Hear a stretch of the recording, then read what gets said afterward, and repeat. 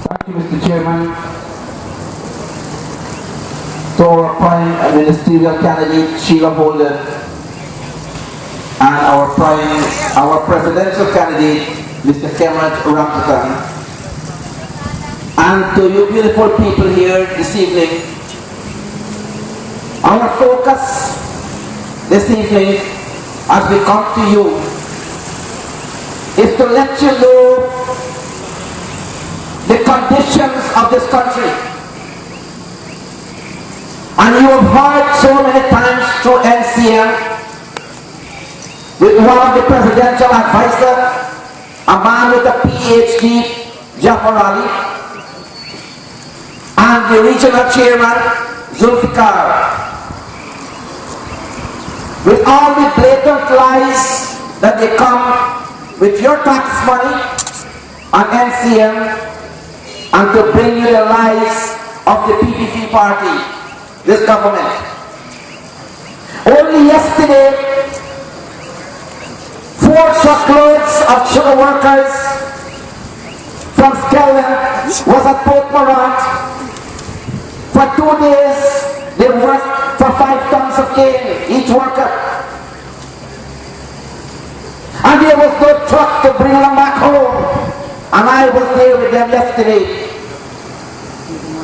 And I want the sugar workers in Skelton and in the local opportunity here to know that the sugar industry is at crisis. And if you look at the Skelton factory, the investment, as far as I am concerned, is a total waste. Because if the rain falls, they cannot work. They have to be bused to our estate to go and make a daily living. Today you can ask a sugar worker, how much money do they make in a week? $14,000, $15,000. And they cannot maintain their family. They cannot maintain their children. They cannot do the luxurious things that those people in Georgia can do. Out of this slave from his hot sun, whether rain falls or not, they have to go to work. And this is one of the problems that Jenny Jagan fought for. For all his life, he was talking about the working class people in this country. And since his death, the working class, we have a few upper class today, and the poor is getting poorer in this country. We have to look at the situation, and we have to analyze. If you want to build a house, can you afford to build a house today in Guyana by cutting canes or being a policeman or a teacher? The money is insufficient to give you a nice living. And here is the government who invested so much money into the industry that is not functional, and they come on television and they lie to you. They lie to you all the time. When we look at their track record, they always mention the 28 years of the PNC. Well, I can ask the sugar workers in this area that during the PNC time, there were less fields, but there was more money. And today you have more extension lands, and they're working for less money with all the mechanisms that they try to put in place, but nothing is working. But they will never come to you and talk to you about the 18 years of the PPP government, what they have accomplished in 18 years. And I heard some of the supporters are saying, well, they build schools, they build roads, they build hospitals. But ask yourself, how functional are these departments that they invested the money? But you know, my dear friends, there is one missing link, and it's very important for all of you to understand that every penny that was invested in this country, it is your money. It is the taxpayers' money. It is the VAT money. I was just handed here. Look, they built 3 VAT toilets, cost $11.7 million. $11.7 million to build 3 toilets in the school. Look at this on the front page of the Kaichur. Where is that money? And I ask all of you here, all of you, that all the projects that are taken under this government, it is proven that 25% of that money is going to somebody's pocket. So there is complete corruption. Complete corruption.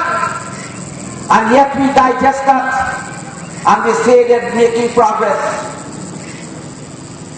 If you look at the Stellan schools, come in the afternoon and you will see all the children coming from school. Ask yourself, my dear family and friends here, where those children will get jobs. Ask yourself, if you have a son, you will have to buy a cutlass and keep it for that son to take the same profession as the father. Where are the jobs? Are they creating jobs for your children? Are they creating better working conditions for you in the sugar industry? Well, I am telling you, the day of slavery is coming back, and giving them another 5 years in government, the conditions will get back to worse. Recently, the president went to Babujan, and he said that Mr. David Granger is walking with blood in his hand. Here is a leader who is talking about bringing all the ethnic groups together in this country. And he is going to Babujan because there are Indians here and making remarks that we have to educate our young children about the history of what Mr. David Granger and the other PNC people did in 1973 when they killed a couple of people at 73 Village. This is a problem that we have. They will come back to you and they will preach race. And I will tell you, if you want to go back to the track record, ask yourself in the 28 years, how many people were killed? But this year alone, we got over 50 people were already murdered. How many people were killed in the last 18 years? And they talk about 28 years. So what they do? They do not want to give up the one seat that they have in Georgetown. They do not want to give up the best 5. So they come and they lie to you because they want power. And when they have this power, my dear friends, you must ask what they are doing for the people. When you cast your vote in the police station, what are they doing after that? They never come back to you. And here for the last 6 years, 5 years, sorry, the AFC took in defense to challenge them in Parliament. What they are doing is wrong. You cannot question the budget. You cannot even question the pension of the president. Do you know that the president's salary actually is over $30 million per year when he retired from that office? Whose money is that? Your money. Our taxpayers' money. So the AFC has a plan that when we take office, the first thing we will do, from 16%, we will bring it back to 12%. We want to professionalize the police force, the army. We want to create jobs for the young children. They come back here now on the school you about a laptop. Well, the laptop is to know your bedroom story. That is the meaning of the laptop. Is to know your bedroom story. So my dear friends, we have a few months more to go for this coming election. And I want to tell you, and all of you know me, that if these people will have to go back there, our country will not get better. Because all the work, as you know, is telling that the streets that they do last year is already broken up. All the substandard work. How can you take a man with a PhD to become a political advisor? Do you know what the PhD means? If you know Jafarani, his qualification, he's a public hairdresser. That is the meaning of the PhD. And he is the advisor for Region 6 to our president. Then you can imagine the quality of our government. A man who can lie blatantly to all of you. And when the truth is coming out, they concocted so many stories to curse you down because they cannot bear to take the truth. The AFC as the third strongest party in this country and in the Caribbean ever to make a challenge to the PNC and the PPP. And I will tell you, with your support, with all the things that our presidential candidate is doing right now in Parliament, and Sheila Holder, that we have a team. Unless this team has a chance, you will not know what they can do for this country. We have 32 major resources in this country. We're supposed to be better off than all the Caribbean countries. But because of poor management, because of people who do not have foresight, they will not come and tell you when I talk about foresight. There's speculation around that even the Barbies Bridge has to be moved from here. But you don't know. Just like the VAT. In 2004, I mentioned that on national television that there is a bill for the VAT to come out. The PPP went on television. I was not in the AFC then. And they said, don't bother with Ramaya. Ramaya is lying. Soon after 2000 election, the VAT was introduced. Who is paying the VAT? Is the poor people. The business people will buy the goods and they will add 16%. But when they resell the goods, is the poor people are still suffering. This guy a mic. Drop him. I can tell you right now, signal you gotta get off. 17 years I came back in this country, and today we have more beggars on the streets, and more people are poorer than what they were in the 28 years of the PNC. We have to go back to our history.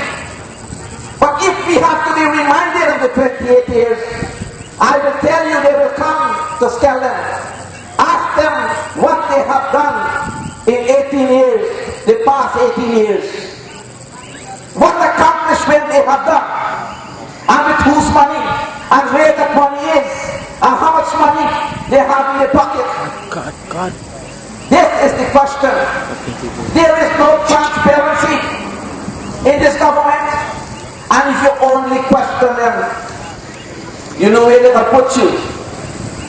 It's just like what they did to Mr. Sharma. I said it 10 times already. Sharma only opened his mouth and they closed his television station down. This is the power that they have. So friends, we have a battle. And do not allow these people to come. We have given the 28 years to the PNC and we supported the PPP for a change. And today, they want to take 48 years instead of 28 years.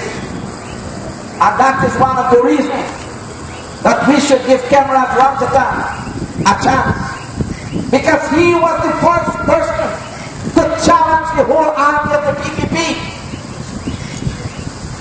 Today you know for a fact that Moses Nagamoto, a man with so much of charisma, Just want to get a where did the message. PPP put him today? I want you to answer those questions, and then you will ask me if they have democracy or they centralized among 7 people. 7 people who are controlling the entire PPP party today. So my dear friends, we come to you as humble people for Alliance for Change. We come to you for your support. We are here to enlighten you about the truth, what is happening in this country. And we want you to read.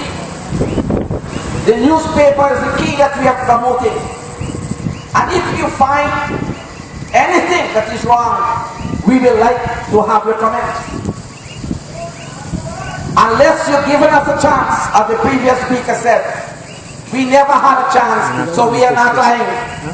Give us a chance, and then when we come back, you can say we are lying. So again, because of time, I am making a desperate appeal. Do not allow these people to come and confuse you with the cup and the palm tree. This time around, my dear friends, I want you to use your mind. Use your mind and ask yourself, where is our money for the last 18 years that we received from overseas, all these lending institutions? How constructively the money was used. Look at the conditions of our hospitals. All these things you have to put into consideration and use your mind on the day of the election. And do not allow them to come here and brainwash you. That time has gone. That time has gone. This is a new era. Let me think about our children and grandchildren to come. And again, as the previous speaker said, we will be back because we are not quitters. We are looking forward for a better Guyana and a brighter Guyana and a future for all of you. Thank you very much.